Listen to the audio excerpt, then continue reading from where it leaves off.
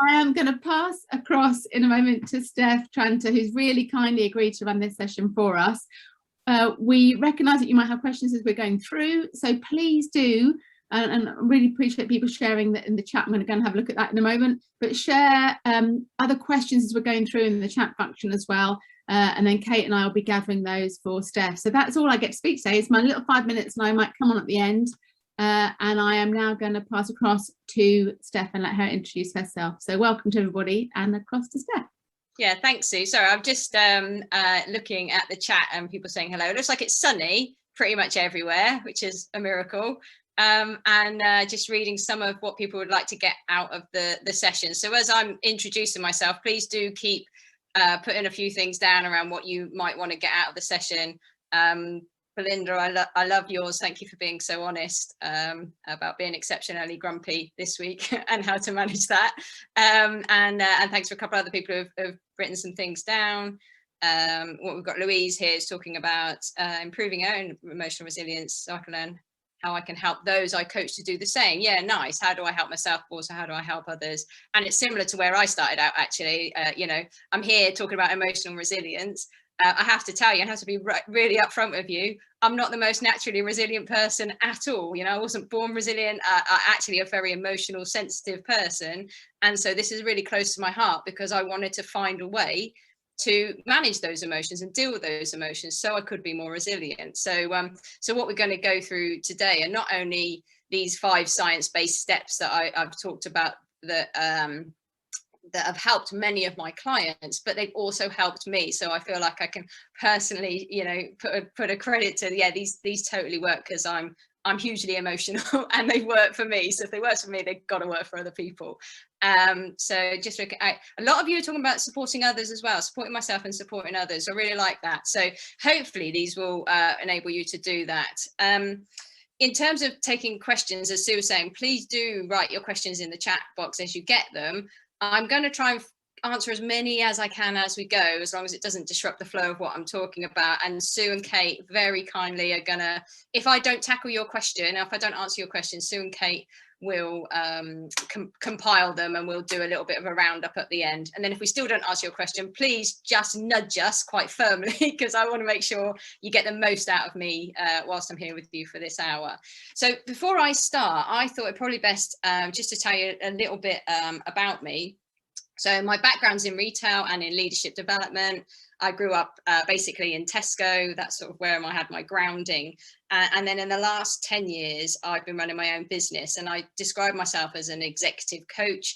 So, and I actually describe that as a hybrid executive coach. And what I mean by hybrid is I'm not part electric and part petrol. I'm part therapy, part coach. So my approach merges the worlds of coaching and therapy. So a lot of coaches don't necessarily go into the personal side of things like emotions, and a lot of therapists don't necessarily have the very practical, forward-focused, goal-orientated approach as coaches do. So I kind of merge the two, and this session actually is a really nice demonstration of that, because we're going to take some techniques from the world of therapy, but hopefully what you'll see is I've tried to put a more practical spin on them in terms of, okay, so what, how do I apply this to my day-to-day in my real life? You know, how does that work? The theory is all great, but how does that practically work? So that's sort of a bit about me. In terms of where I've worked mainly in corporate for the first sort of 4 or 5 years with some big brands like Harrods, or global organizations like WeWork, down to some smaller, more local design companies or people who run their own business. So a real wealth, a depth and breadth of kind of types of people and organizations. But some of the work that I've loved the most, so I'm so delighted to be here, is in the last 4 or 5 years. I've been working with UK Sport quite a lot, the Sports and Recreation Alliance, and some of the individual sporting organisations like the British Equestrian world-class team just before they went off to Tokyo. And these are some of the proudest bits of work I've ever done, actually. And as some of you may have seen earlier, sorry, Amanda, I'm going to name drop you again. I've been working very closely with the lovely Amanda Bennett on a leadership and management programme we're in combination with run by the Sports and Recreation Alliance, organised by them, but it's open to everybody in sport. So if you want to develop your leadership and management development stuff, and that actually a lot of the work that a lot of the stuff I'm going to do in my second session is very much what we focus on in my sessions in that leadership and management stuff. So you're going to get a bit of a taster of that, which is very, very interesting stuff. So that's probably all I want to say about me. Otherwise, I'll use up the whole time. In terms of resilience, this is my take on resilience, and my take on resilience is very much, as it says in the title there, emotional resilience. So this isn't going to be a sheep dip. This isn't going to be you need to eat well, you need to sleep well, you need to exercise. We know all that stuff, right? We know all of that.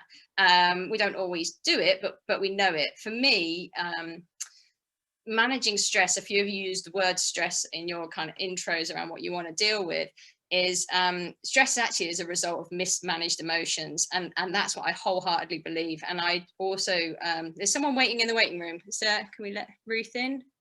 I've got to admit I've just let them in. I don't know if that's, I don't know, they just came up on my screen and they needed to come in. Sorry. So yeah, so very much about emotion management, and it's something that, you know, there's a whole generation, I mean, they're better now in schools, but no one really taught us about emotions. No one really, we're all human beings, and yet no one in our fundamental years taught us about how to manage emotions. And I fundamentally believe that most of our stress comes from not understanding emotions and not facing into emotions and not dealing with emotions in a healthy, sustainable way. So that's what a lot of this is going to be about.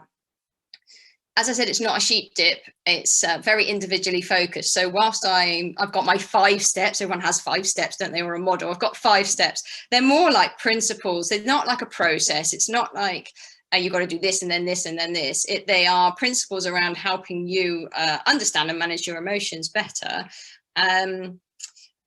But they don't have to necessarily be done in order. And some might work better for you than others. And some might work better in some situations than in others. So it's not like a rigid process, but they are science-based, and they are kind of principles from which you learn how to apply them to yourself. I do wholeheartedly believe that resilience and emotional resilience and managing emotions, whilst there's some general rules and principles and ideas around emotions, it's also a very individual experience to you. So what might work for someone might not work for you. So it's really important, as we're going through this, you really do think about, well, how do I feel? What works for me? What triggers me? What doesn't work for me? You know, not thinking about, well, this is what should work. You know, how does this work for me? So that's a really important point.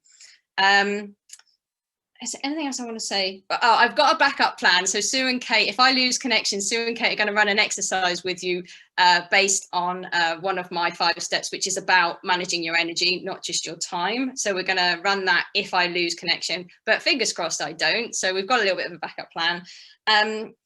And lastly, is there anything else I want to say? Just looking at my list. Yeah, this isn't just going to be me talking at you, by the way. So unless I do have a lot of slides, but I'm not going to go slide-tastic on you. It's not going to be death by PowerPoint or anything like that. Hopefully it'll be very conversational. I really want you to interact, ask questions, comment, because we get our best learning when people share experiences like that. So I think that is it. I'm going to crack on with the slides, and I'm going to ask Kate and Sue to wave at me maybe at about 1:45 if you notice that there's still shed loads of slides to get through. Time whizzes by, doesn't it? So in terms of, let me just clarify, when I'm talking about what resilience is, so we use the word resilience quite a lot. So I'm just going to clarify what I'm talking about when I'm talking about emotional resilience is an ability to deal with stress, an ability to bounce back from setbacks quicker, and to stay calm and confident when we're under pressure. When I've run this in workshops before, those seem to be the summary of what people come up with in terms of this is what we mean by emotional resilience. So I hope this resonates with you.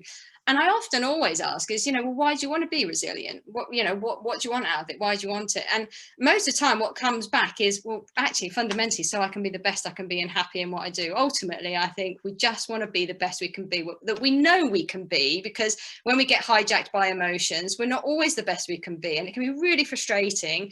And you want to be fulfilled and enjoy what you do. So actually the feeling more resilient can just helps you live a happier, more fulfilled life. And that's generally what I hear coming back. So that's as much talking I'm going to do for the moment, because I want to know, what stresses you out? What really stresses you out? So it could be big, it could be small. I mean, you know, for me, being late anywhere massively stresses me out. So tell me in the chat box, just as much as you want to share, tell me in the chat box. Or someone told me about they want to stay focused during stressful periods. Lovely. Yeah, lovely. So yeah, tell me in the chat box, what stresses you out? Is it being late? Is it, you know, we've had quite a stressful year, to be honest, making mistakes. Yeah, not knowing the answer. No, oh, that's a biggie, isn't it? Lack of communication. Oh, other people, aren't they bloody annoying? Yeah, people not listening. Yeah, not being able to control issues. Feeling out of control massively. Yeah, feeling like, oh my goodness, they're coming thick and fast. Where I feel foolish, plans changing, being asked to do something when it isn't clear, being late, feeling imposter syndrome. Brilliant. These are great. I mean, obviously, I don't really like the idea you're getting stressed out, but these are great examples. Being asked to do something that isn't clear, short of time. Can I flick back through the chat? I can. Unprepared. Yeah, interesting. Lack of control. Any others? Disorganization, conflict. Right. Okay. Feeling out of control, feeling I'm not doing the best I can do. Yeah, okay, nice, brilliant examples. Keep them coming. I'm gonna keep talking though. So as you're looking at these things coming through the chat box, tell me what do you notice? What do you notice about what's coming through? There's two key things I want to draw out. There's a number of things that you could probably notice, but there's a couple of things I want to draw out. What do you notice about what's being written there? Tell me your first thoughts. What are you noticing? Just seeing some of the other things that are stressing people out. What do you notice about what stresses people out? Some of them relate to being unprepared. Yeah, everyone is stressed out about something. Time, nice spot. Yeah, time available is key. Not enough time. Time seems to be on there a lot, doesn't it? Things out of our control. Anything else? Common themes, not a unique problem. Letting others down, too much stuff. This is a lot of not feeling enough. Yeah, other people's perceptions. There's emotionally driven rather than factual, emotional words like, yeah, brilliant. This is brilliant, you know, all control, but yeah. So the key things there's some themes, totally some themes. But what I would also say is if you drill down into some of the specifics on that, and even some of the stuff that was coming up, everyone does get stressed out by different things. You know, and there are different. So, for instance, you know, just as there are some common things, but quite a lot of the times there's different things that are coming up, and there were quite a few different things. So, for instance, you know, someone might get excited about driving on a motorway because they go, "Yeah, I could drive really fast and I love it." Other people might go, "I'm absolutely petrified of driving on a motorway." So, you know, so some of the things, some of the things people are reading there, you might go, "Well, actually, other people not communicating doesn't stress me out," but someone else is going, "Well, actually, it really bloody stresses me out because I want to know what's going on." And you know, so what stresses you out might be similar to other people, but quite often I imagine it's probably very personal and individual to you. So that's the first thing. The second thing that I just want, and it's important to remember that, because when I come on to some of the science around this, particularly around how we interpret events and therefore what we tell ourselves about those events and therefore what that triggers in us, you know, it's very much about how we're seeing things. The other thing is we've used the word stress here.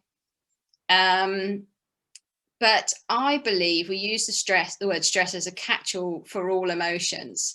So why that's really unhelpful is because I think it's massively unhelpful. Stress is a ridiculously stupid word because it is a catch-all for all emotions. Because actually, if you dug deep into how you actually felt in those situations, rather than saying this has stressed me out or this has caused me stress, what was the actual emotion you were feeling? You know, so if you think there are there's loads of emotions out. It could be anger, frustration, concern, worry, fear, anxiety, sadness, guilt, shame, you know, just to name a few. So, I mean, test me on this. Thinking back to the situation you just put in the chat box, what emotion would you actually say you felt? What emotion was it? You used the word stress. We used the word stress, but what emotion was it? Panic, anxiety, anger, frustration, shame, anger, fear. Wow. Overwhelm, worry, fear, embarrassment. Yeah, nice. What a great array of emotions. Thank you for being so honest around all of that. And you can see there's a whole different number of different emotions coming up there. Frustration. Yeah. Interesting point, but I need some stress to get things done. Hold that point, Samantha, because I have something to say about that. I'm just going to make a note on that. The thing is I might just mention that now. The thing is, we in a long time we talk about good stress and bad stress. There is no stress, it's all emotion. So what gets you up in the morning to get things done, is it a positive thing or is it very negative? So is it an emotion that is about excitement and intrigue and interest and happiness and calmness and playfulness? Is it that, or is it actually I'm shit scared? Sorry, I don't know if I'm allowed to swear. Is it that I'm terrified, therefore I am driven out of a fear because I'm going to get caught out, or so actually, yes, that you need an emotion to get things done. You don't need stress, in my opinion. I think we use the word stress too much when actually we should be talking about emotions. It's a really great point, Samantha. Thank you so much for bringing it up. Because what I'm trying to say is there's no right or wrong, but if we don't articulate what emotion we're feeling, we're on a losing battle to be able to deal with it. But if you know what emotion you're feeling and you understand where that emotion comes from or what that emotion is telling you, you can deal with it much better. But the more we use the word stress, the more it's unhelpful. That was a kind of the first thing I wanted to really describe, and I'm just trying to move my slide on. And let me just tell you a little bit more about that, because psychologists say, they argue about this, of course, but there are 7 or 8 different emotion families out there. I'm going to just talk about 2, this fear and anger. Within each of those families, there are a range of emotions that you could feel. So if you look at the fear, and you look at all the different types of emotion, you can see my little spectrum there. You've got low intensity to high intensity. There's concerned all the way up to, can't see because the chat box is over it, terrified, and you've got worried, anxiety, nervous, dread, all of those things. When every emotion has a reason for showing up in us, every emotion has what they call in psychology terms as a physiological signature, i.e. it shows up in your body, but they all have a reason for being there. So, and it's all about helping you survive. We all have emotions, absolutely all of us. If you're a human being, there are some questions over some people, but if you are a human being, you will be having emotions. So fear is there, and it's triggered when you perceive, as it says there, that there's a threat to your life, health, or well-being. And so therefore you will have, if you're feeling any of those emotions, nervous, worry, anxiety, it will be triggering what some of you may have heard of as the fear response, often called the stress response, which stresses me out, obviously, because I would say it's the fear response, but it's there to help you escape from danger. So it has an absolute reason for being there. So if you understand that, okay, I'm feeling anxious, and that's because obviously there's something here that I'm seeing a threat to me somehow, then you can start figuring out, okay, well, what do I do about that? And then equally, if I go on to anger, what you've got here is anger is stimulated in us when we feel like something that's important to us is being taken away. So, from the extremes of, you look at what we've just gone through in the last year. I'm not surprised if a lot of us has felt really angry. And I think the lady, was it Belinda, who mentioned about I'm really, really grumpy. I should put grumpy on this spectrum, actually, because grumpy is definitely on there. Of course, you're going to be grumpy because you couldn't go and do something. It was taken away from you. So, if you understand that anger is there, or frustration or grumpiness, or whatever word you use, whatever level intensity, is because somebody's getting in the way of something you want to achieve, or something's being taken away from you, you can start to really explore, okay, so what do I need to do here? How do I manage this?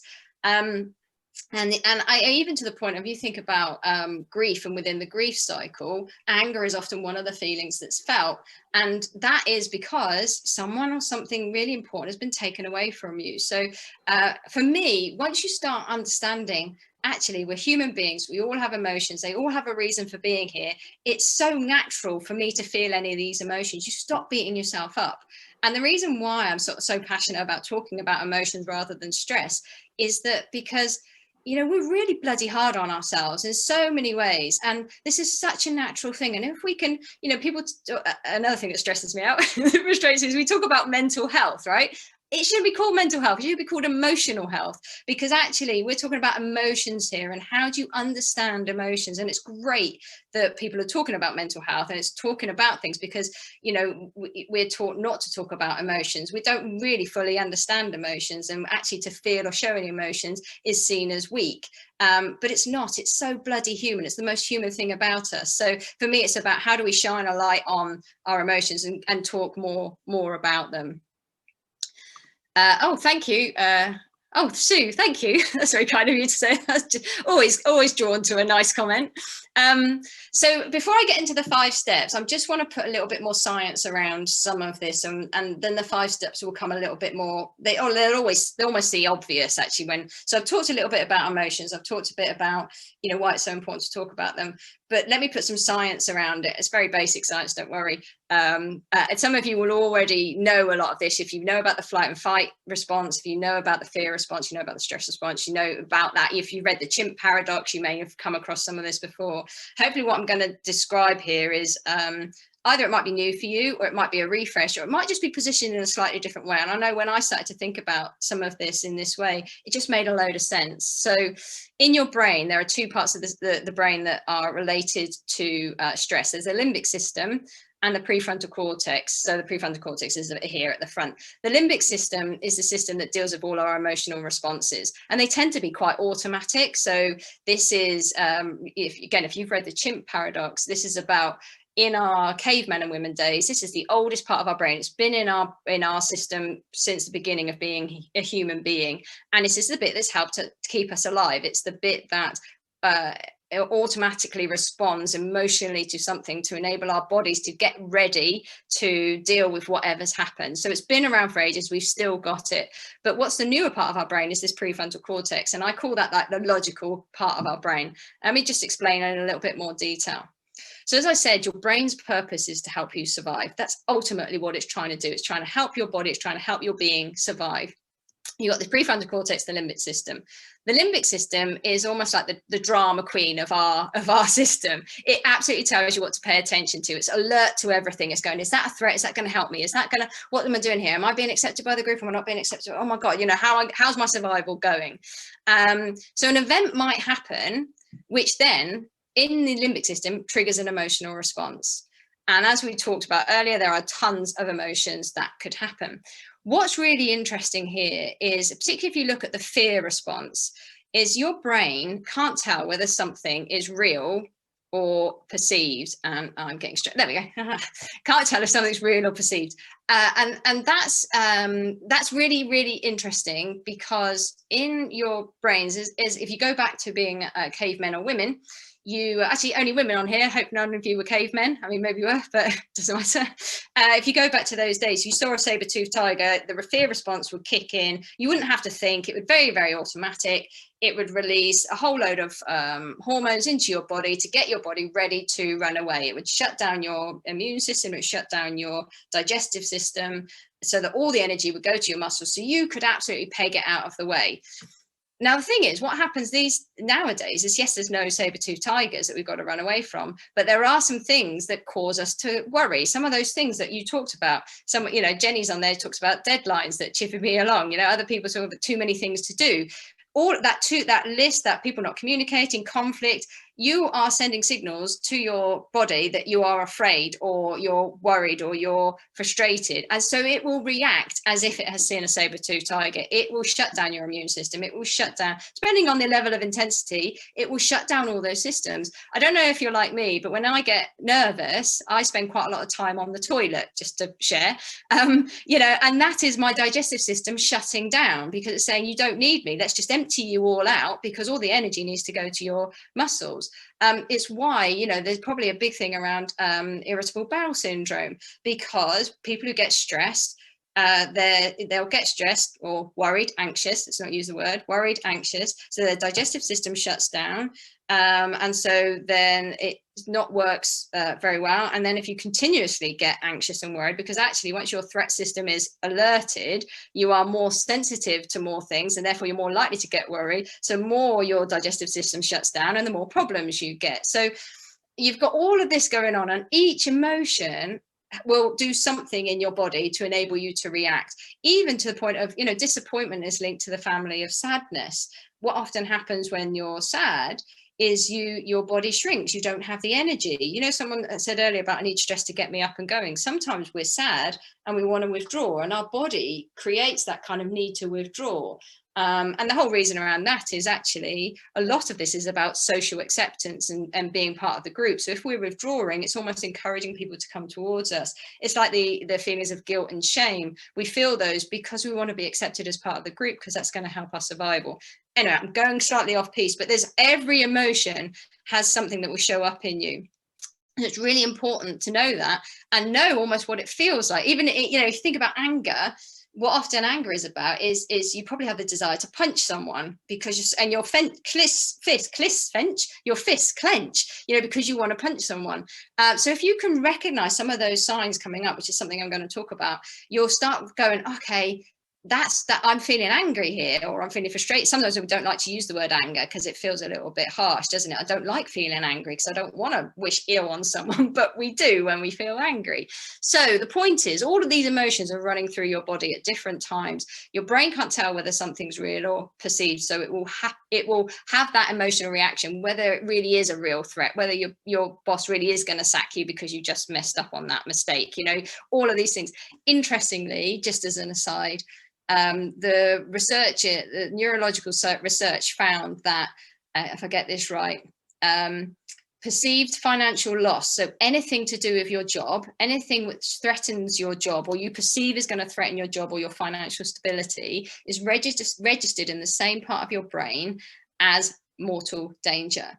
So interestingly, if you see anything that's going to threaten your job, your body's going to react as if you're in mortal danger. So it's really important to understand what's going on. And just a point here, I'm sorry to tell you, suppression doesn't stop emotions affecting your body. So we always suppress our emotions, right? We're like, I don't want to feel like this. I hate feeling like this. I don't want to feel angry. Oh, I'm really worried again. Why am I worried? I'm so pissed off that I'm worried again. You know, we fight it, don't we? We suppress it. Or I've got to go and do this thing, so I can't show someone that I'm upset. So we suppress. It doesn't stop all of that physiological stuff going on in your body. There is a more healthier way, which is hopefully what I'm going to talk about. So why have I got the prefrontal cortex on here? So the prefrontal cortex is where we do all our rational thinking. It's our thinking brain, prioritize, we make decisions, solve problems. This is where we keep perspective. What is brilliant about, I'm just about to blow my own trumpet. What's brilliant about this diagram here is I've drawn them in two triangles, and it's to highlight the point that when you are hijacked by an emotion, your prefrontal cortex is less able to function. So hence, as the red triangle gets bigger, the yellow triangle gets smaller. So we can often feel like we can't think straight, we can't get out of this, we can't function. And it's literally because we're being hijacked by an emotion. It doesn't mean you can't and you won't ever. You know, there's times when you're chatting to a friend and they're crying their eyes out and you're going, the obvious, you know, the solution's bloody obvious. Just leave him. He's a dick. You know, just leave him. Excuse me, like again, sorry. Yeah, and then a few days later, they go, you're right. You know, I should just leave him. But at the time, they couldn't see through the emotion. And this is what's happening to us. So as our emotions get over aroused, it reduces our prefrontal cortex. Doesn't mean you can't ever, doesn't mean you won't ever be able to. It just means right in that moment, you can't think straight. But the good thing is, and this is again why it's really important to pay attention to the emotions, is you are in control of how you react to those emotions. You are in control of that. And my 5 steps are very much based around how do you kick your prefrontal cortex in quicker, sooner. And so this is why I said, if you understand yourself better, you put this really to you individually, how it works for you. Sorry, I'm just getting slightly distracted by some things in the chat. If there was a question there, there isn't. If there's something really relevant to you, you know, it's understanding what you need to do for you to manage that emotion to kick your rational brain back in. Hopefully what this does is give you some hope that, you know, just because you feel an emotion, we want to get rid of it. But usually they're really good because they're giving you a message, but also it doesn't mean that you have to be hijacked by it forever. You can be in control of it. And the 5 steps around how do I do that? Now, I'm conscious I've just chucked quite a lot at you. And before I just zoom into what we're at 133, before I zoom into the 5 steps, and by the way, I'm probably not going to focus on all steps as equally in this next half an hour, probably just dip in a few of them and some of the more important ones. But is there any questions anyone's got or anything they want to say or comment about what I've just described to you? I've said a lot about emotions. I've said a lot about, you know, this the relationship between the prefrontal cortex and the limbic system. I'll just put it in the chat if you do.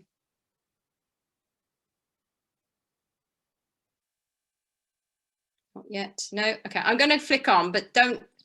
It's almost perfect sense. Thank you. I can already see how this works in me at times. Brilliant. Thanks, Lucy. Lovely. It's good. It explains the panic fog that stops you thinking. Absolutely, Samantha. It really does. And we beat ourselves up when we get that fog. It's like, why can't I think straight? Why can't I do this? And then that makes you even frustrated. So, you know, we talk about having a initial emotion and then having a secondary emotion. So you panic, then you can't think straight. Then you get annoyed that you can't think straight. Then you panic because you're getting annoyed. And so it's like a whole waterfall, you know, of torrent of emotions, which is not helping you. Brilliant comments. Thank you. So my 5 steps are very much about, well, how the bloody hell then do I manage these emotions if I've not been paying attention to them, if they're so important? So they start off with being aware. So you probably heard of mindfulness and it's sort of the in thing at the moment, mindfulness, but actually mindfulness is just almost tuning into your body, tuning into your thoughts. So number 1, every time you hear yourself, you say, I'm stressed, ask yourself, actually, what feeling is it? Am I worried? Empathy is really powerful, as much as I wouldn't want others to show. It's good to hear that I'm not alone. Yeah, lovely. Absolutely. And also, like you say, to suppression. So Lindsay, brilliant. Thank you for that point. When we suppress an emotion and we don't show it, you know, we're putting on a front to the world. So actually, if we're not showing emotions, we're not talking about emotions. Anyone who's feeling emotions is going, oh my God, I must be weird. Must be something wrong with me. I must be really weak. I must be shit at this. You know, everybody else is doing so well, you know, but actually they're not. We're just suppressing it. Let me just see if there's, I think this is where I overthink, but I have the emotions which might be valid, then think about it. And my natural reaction would be to pander and dismiss those emotions, try and rationalize it, but perhaps those emotions are important to absolutely. And Annabelle, I'm going to come on to my second point in a second, which is about accepting. We feel an emotion and then we think about it and we go, well, this is stupid. You're overreacting. You know, this isn't warranted.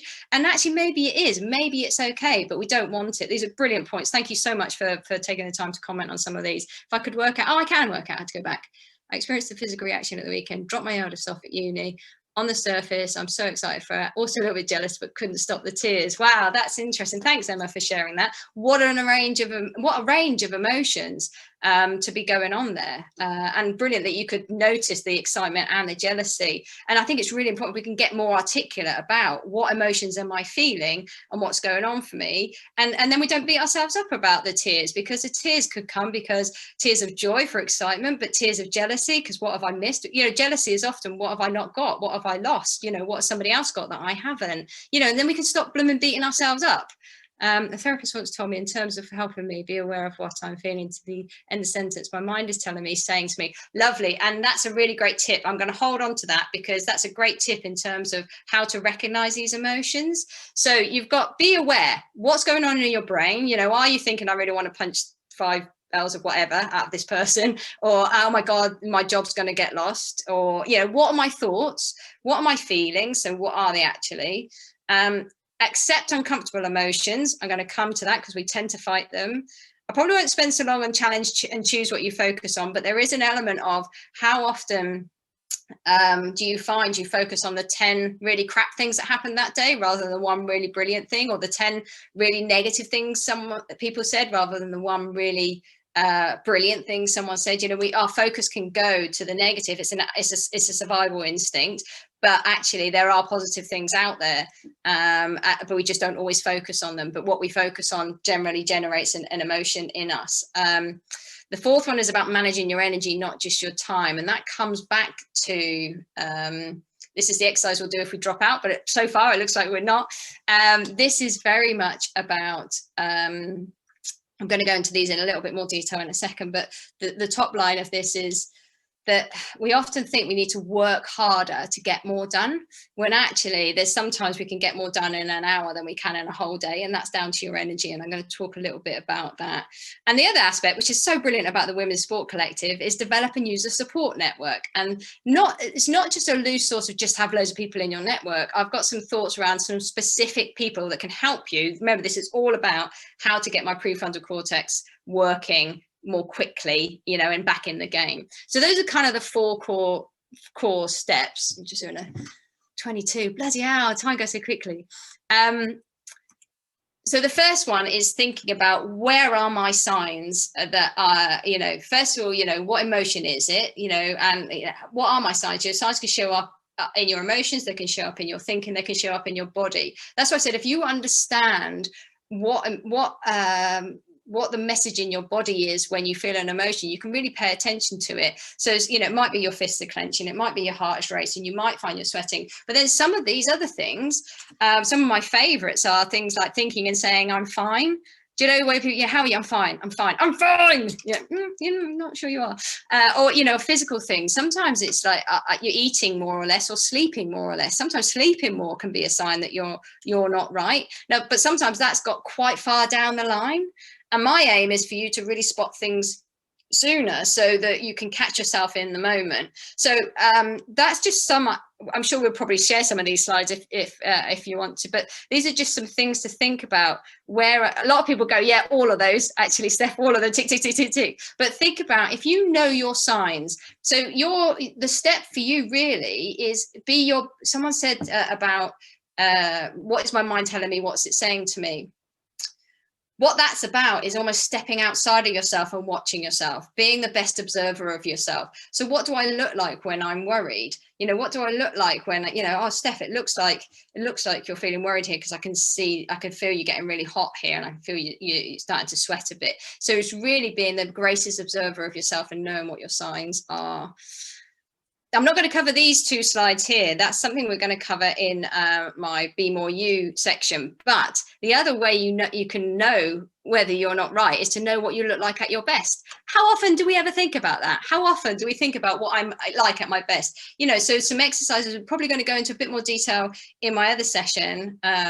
This was a snidey little push to my next session, but it can help you in resilience as well. You know, what were you doing when you're at your best? Where were you? How were you feeling? How were you behaving? What sort of thoughts were you having? What sort of people were you with? How was your sleep? You know, thinking about, what do you look like when you're at your best, when you're loving what you're doing, when, you know, everything feels like it's flowing. And linked to that, and like I say here, having a clear picture of you at your best will enable you to spot signs when you're not at your best, if you know when you're at your best.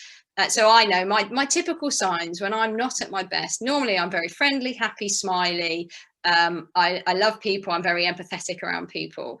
I know when I'm not at my best, when people really piss me off, where I just don't want to talk to people, where they just, whatever they say, I lose all my empathy. I'm like, just get a grip and get on. You know, that's just so not me. I know that's not me. So I know then I have to go, right, okay, what am I going to do about this? Tension in shoulders. Yeah, great one. If you know you get tension in the shoulders, great. Notice that. Okay, so what am I going to do about it? And the other aspect of knowing you at your best, again, is knowing what you need to be at your best. And this is very much linked. If you know that you're not at your best, you can kind of, this is just a few thoughts around it. It might be about how you spend your time. It might be about more sleep. It might be about control. People talk quite a lot about time earlier on. But, you know, what do I need to be at my best? That can often help. You know, if you know, actually, I'm not getting some of that, so that probably tells me why I'm not at my best. It's another angle in.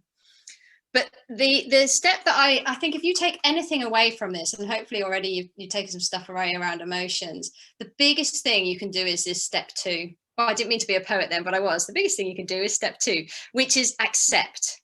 Accept uncomfortable emotions, because we spend our life fighting them. One, because it feels crap to feel them, right? I don't like feeling sad. I don't like feeling worried. I don't like feeling angry. The point is they're there. So, you know, when you start fighting it, it intensifies it and makes it worse and makes it harder to access the prefrontal cortex. You can accept it. And I'm just going to give you one tiny little thing that you can do to accept it. It will soften everything and enable you to start thinking a bit more clearly. So I say tiny, I mean, it's easy to, it's simple, not necessarily always easy to do. firstly is notice it rather than try and hide from it. So that's why I say, if you can spot your signs, we hide from the signs, don't we? We hide from that tension in our shoulders. I've just got to get on, let's ignore it. So notice it, find it. So as Samantha has said, tension in the shoulder, okay, I found it. Right, so now soften that area. So if you notice tension in your shoulders, soften that area. Because by the way, something else I didn't say is our emotions, our thoughts, and our bodies are so interconnected. You change one and you'll change another. Yeah, an anxious mind cannot exist in a relaxed body. So if you're noticing tension in your shoulders, learn to soften them. And then I say, and breathe into those shoulders. So actually breathe into it. So notice it, find it in your body. It might be in your stomach. And what you'll notice is when we have emotionally hijacked, parts of our body tense up and they harden. So that's why I use the word soften. So if you go, it's in my gut, and soften, you realize you probably haven't breathed for a while. You've held your breath. So, and breathe slowly into it, in and out, very deep breath slowly. And you can do this, right? This is so simple. You could do it within a meeting. You can do it on a Zoom call. You could, and it's not going to suddenly change the world. You're not suddenly go, right, I can think straight brilliantly, but it's going to be the first step into noticing what's going on and relaxing into it, and being able to get that prefrontal cortex kicked back in. And some phrases that are great, that really work for me, because it's just so honest. So I may not want this, I may not like this, but it's here. And almost when you say, but it's here, like you feel a big breath come out, but it's here. I don't want it, I don't like it, but it is here. So what am I going to do about it? I think if you can get that, everything else starts to fall a bit into place. But it's quite hard to accept it, because we run through our lives pushing emotions away. 1:45, right? Okay. This next step, so I talked about emotions, thoughts, and your body are all interconnected. Well, this goes very much around your focus, and what I mean by that is your thoughts. Where are your thoughts going? They might be, are they all on the problems? Stuff out of your control. A lot of people talked about the stress that got caused was because things are out of your control. Absolutely, that's really stressful, but there will always be things in your control. But our focus goes to out of our control, or what's gone wrong. Or can you shift your focus to opportunities, good things, stuff in my control? Because there will always, whilst a lot of things, and we've just gone through a whole year where a whole world has felt like it's not in our control, but I say a year's 18 months actually, isn't it? But, I would say to you, the thing that's always in your control is your emotional state. Now, you might start throwing things at the screen at me, going, it's not. It's horrendous. It's not. But it really is. It's more in your control than you may think. And actually, if you can manage your emotional state, manage your energy, which is the step 4, you will be able to deal with things much better and much more easily, because when we're emotionally hijacked, everything that's out of our control makes it a whole lot worse, or makes it feel like a whole lot worse. So point is again, it comes back to that notice where my focus is, know that I can change my focus, because again, sometimes we think it's out of our control, and then ask focus shifting questions. It's quite hard to say. And just on this next page, I've got 10 questions and highlighted in red my favorite ones. But again, this is what I mean is you've got to notice that something's not right for you then to be able to do something about it. So you notice you're focusing on all the crap things that have happened that day. I often find myself on a phone call with my mum. She's very negative focused, so often very anxious and very stressed. And I find myself saying, yeah, but mum, what's good about this? What's good about this is that actually you've got a bit more time to go and do this, or, it's almost really, and the more you challenge yourself, and it's not just about making stuff up and being an airy, fairy, fluffy, let's think about the positive all the time. It's genuinely searching for the good. It's genuinely searching for, well, what could I do here? Or what is good about this? And there will always be something good about something. It's just we don't focus on it. So if you can get into the habit of asking yourself, what is good about this? What is in my control? And we often say, oh, we'll laugh about this in 10 years time. Why can't we laugh about it now? What's funny about this now? You're changing your emotional state, because actually, again, a lot of psychologists call them negative and positive emotions. I think that makes it a judgment. They're just uncomfortable emotions and comfortable emotions. But the things that people would describe as positive emotions are like happiness, contentment, fulfillment, playfulness, laughter, excitement. Actually, those emotions broaden out out your thinking and get your prefrontal cortex back in play. So if you can laugh about things, you're bringing your prefrontal cortex back into play quicker, which links really nicely, I'm not going to say that, to managing your energy, not your time. Well, I was going to ask you a question, but I'm conscious of time. It's now 10:02. But I was going to ask, what's the biggest impact on how much you're able to get done? And we often say time. We often say how many hours we put in. Actually, the science shows that it is your emotional state. Your emotional state has the biggest impact on your productivity, how much you get done. And that is very much linked to what I was just saying about what emotional state you're in and how you can sometimes get more done in an hour than you can in a whole day, because we try and push through when we're knackered. We try and push. And I live in the real world. We have deadlines. Things have to happen. Sometimes you have to pull long hours, but you don't have to do that all the time. And it's not always the best strategy. It's not always and it's not the only strategy. So if you can manage your energy, i.e. know when your energy is low and know what restores your energy, or know what boosts your energy. And it might be that it's listening to music. I mean, this music is really powerful to raise your energy. It might be that, you know what, you're absolutely knackered. You could do just some fresh air and you need to go for a walk. But, the walk might not work for everybody. It might not be what you need. You might need to just go and have a bloody good sleep, right? Or notice that you haven't been eating healthily because you've just been so busy. You've just been grabbing a pizza or a takeaway, and that's affecting your body, which is affecting your mood. So my challenge to you again is to really think about, what are the things that restore my energy and what are the things that boost my energy? How much have I done? How much have I done of those things in the last couple of weeks? And if not much, how can I plan some of that in?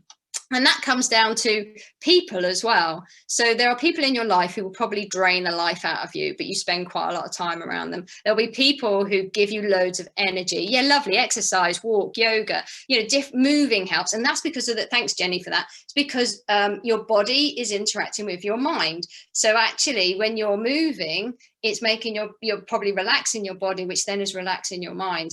That works for Jenny. It might not work for somebody else. They might be better at managing what their thoughts are doing, but it is all connected. Thanks, Jenny. That's really, really helpful. Going back to people, there might be people who you get inspired by, who are always full of energy, really enthusiastic. And when you come off the phone from them, you can't really remember what you talked about, but you buzzing because, so think about people you're spending time with. And your energy is much more in your control than you think it is. And we're going to flick to the slide that was going to be my backup slide, but we don't need it now, which is excellent. And just a kind of, I put up here the burnout cycle. The burnout cycle happens when we don't manage our energy. The burnout cycle, why do we burn out? And I wholeheartedly believe is, one, we're not focusing on ourselves. We're not focusing on our needs. We're not mindful about what's going on in our bodies. So we don't know ourselves brilliantly well because we're often focusing on other people, making sure everyone else is okay. There's been a lot on here about people wanting to support other people, but we can't help others if we're not helping ourselves. And there's a whole kind of on an airplane, they ask you to put your own oxygen mask on before helping other people. I totally subscribe to that. You can't help, in the business I do, I can't help people if I'm not on my best. So I'm not going to max out my diary just to get loads of clients through. I want to make sure I'm looking after everybody in the best way that I possibly can, so that but I think what happens is we get so focused on what needs to get done and other people, which is a very nice thing to look out for other people, but we take our eyes off ourselves. So, the burnout cycle, it goes something like this. We get overwhelmed with our to-do list. We recognize that, right? We look for things to drop, and we drop the things that are just for me, because you think that's going to have the least impact on anybody else. Because if I drop things for me, that's fine, because I'm still looking after X, Y, Z. Problem is, then you are only focusing on everybody else's needs. You're only focusing on the work. And that can start feeling out of control, because you've just suddenly taken your eye off yourself, which can lead to you getting more stressed, feeling more emotions, being more susceptible to feeling more emotions, which actually then leads you to getting more overwhelmed on your to-do list, because your prefrontal cortex isn't working. So then you look for more things to drop. So you drop more things for you. And eventually you do this enough times and you can no longer function. I think this for me is a really powerful message around why it's really important to, one, notice your emotions, and two, notice and manage them, but three, manage your energy and manage the things manage your needs first. You know, we have an instinct to help others first, but if we don't look after ourselves, definitely found this over lockdown totally, Kat. You know, we always it's really tricky, you know. I'm talking about this going, yeah, it's really easy. I know it's not really easy, right? This is what happens, but we kind of got to make ourselves aware of it, right? 5-2. The support network, I'm not going to go into a massive amount of detail around, but I've highlighted 5 key people that will help you get your prefrontal cortex back into the game. The energy giver, so that's what I've been talking about. Who can you go and talk to? The logical thinker. So sometimes we can try our best to do all these steps I've gone through, and we still can't. We know we're still in it. So who's really rational in your network? Who's so logical, almost emotionless, but we know they have got emotions because they're a human being. Yeah, who has a rational approach? The one I would say, if you get anyone in your network, is the safe ear. Who do you feel you can say anything to? Because it's really important. The best way to deal with an emotion, yes, is to accept it, but also to be able to express it and express it fully. So if you want to tell someone that you're really, really, really angry about something someone did and how you feel about them, and you just need to get it out, even though rationally, you know, you would never punch them, you know, you'd never do any of that, but you just need to get it out your system. Who's not going to judge you? Who's going to just sit there and let you just spill it all out? Because that's the best way to get out an emotion. So who in your network, and if you haven't got this person who fulfills a safe ear, do some work to try and find them. I wholeheartedly believe that if you friends who can do that for you, I think are really invaluable. And there's a couple other people there. I'm not going to go into any more detail. Brilliant. That's great. Is that Sue? You've got people who tickle. Yeah, brilliant. And everyone needs a Kate Hannon in their network. That's lovely. That's lovely. So those are my 5 steps as a summary, and I just had my parting thoughts, and we'll just take a few questions. Hopefully we've got a bit of time to take a few questions. Oh, hang on, someone's written, what have you written there? Floss. When I got overwhelmed with things, I found that looking for the fun and joy in things really helped. I love the humor element you talked about. Yeah, no, it's not easy, Floss, is it? But I do think, and because sometimes things are so serious that that you just think, I can't possibly laugh at this. But I think it's a strategy the police use quite a lot. Actually, they have to deal with some pretty horrific things, and I think, you know, it's definitely a strategy that can help in situations. So my parting thoughts are this: 1, you are more in control of your emotional state than you might think. It's really important that you try to believe that, you know, because you really are. Prioritizing happiness, or whatever word you want to use, the positive emotions, over hard work will actually help you get more done and be less stressed. So prioritizing your energy, your happiness, your calmness, your contentness, your fulfillment, prioritizing that over the number of hours you do, actually you'll probably get more done and more of the right things done. And feeling and showing emotions is absolutely not weak. You might feel weak, it might, you know, you might worry that people are thinking weak, but for me, it's the antidote to stress. Because I think if you get better at understanding and managing your emotions, you'll get way better at managing stress.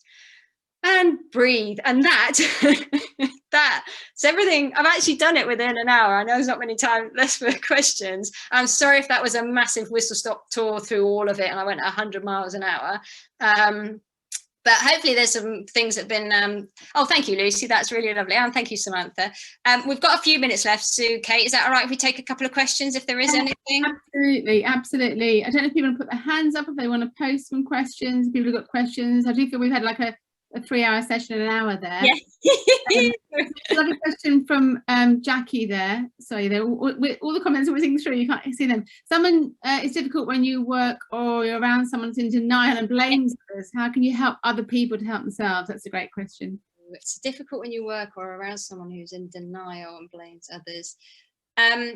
It might be a more complicated answer than I have minutes to deal with, but sometimes you may have already done this, Jackie, sometimes even just naming that to them and say, look, I know, you know, I notice that it depends on the situation. I notice you're saying it's this person's fault, you know, I notice, don't take this the wrong way, but and I hate when people say that. I don't even know why I said that. But, you know, it may not be your intention. It might even just be educating. It might not even, if you're noticing someone's in denial, sometimes they don't know they're in denial. So naming it, you know, maybe you say something along the lines of, you know, it feels like maybe you're not accepting what's going on here. You know, I might be wrong, but it feels like, I often think starting off with it, I might be wrong, but maybe even just educating them around some of the things I've described to you. Again, it depends on what the situation is, but I hear that it really is that if someone's not admitting that they're feeling an emotion, I've had that loads in my coaching where I've gone, God, you know, you look really disappointed about that, and they're like, no, I'm not.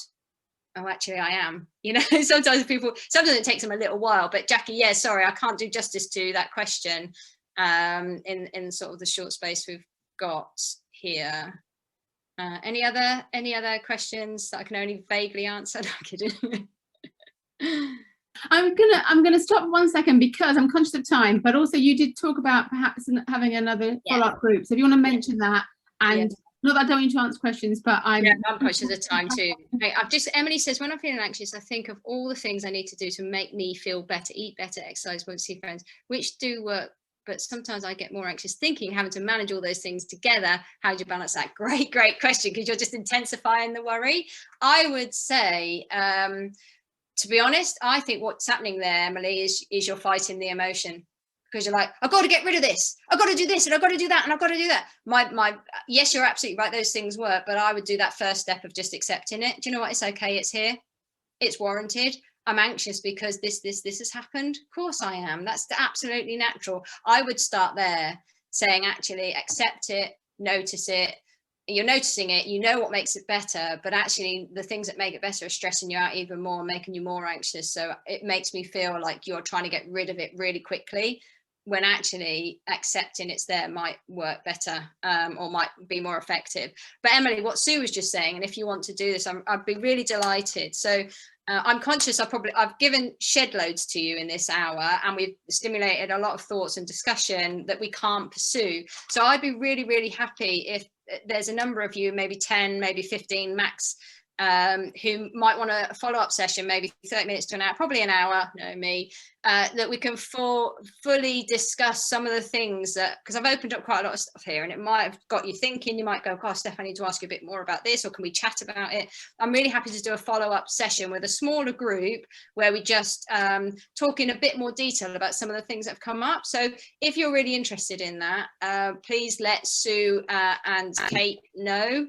And I guess we'll do it on a first come first serve basis, really. We're going to do a roundup email, so we'll send a roundup email with the slides, with a copy of the video as well, so you can rewatch, and a link to the names of the people that are here, and then from that we'll give you instructions for that follow-up session. Brilliant. Yeah, and just so I've also got an online course at the moment that goes through all of these in much more detail. It's 2 hours and it's free, so we can send you the link to that if you don't make it to the session.